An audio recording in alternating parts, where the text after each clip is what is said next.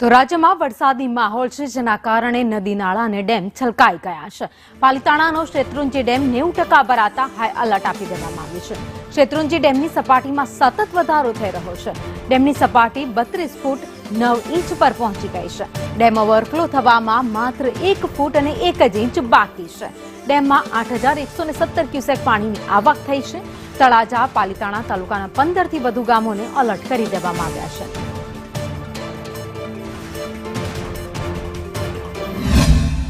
કાલ રાતે 90% ડેમ ભરાઈ ગયો છે અને સતત પાણીની આવક ઉપરથી ચાલુ છે અને હાલમાં ડેમનું લેવલ વધે છે. અત્યારે 8117 ક્યુસેક જેટલી પાણીની આવક ચાલુ છે.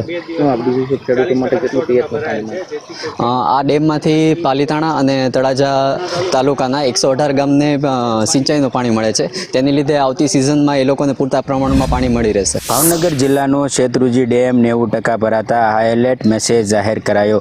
પાલિતાણા તાલુકાનો શેત્રુંજી ડેમ 90% ભરાતા હાઈ એલર્ટ મેસેજ જાહેર કરાયો છે. ત્યારે હું તમને લાઈવ દ્રશ્યો બતાવવાનો પ્રયત્ન કરીશ.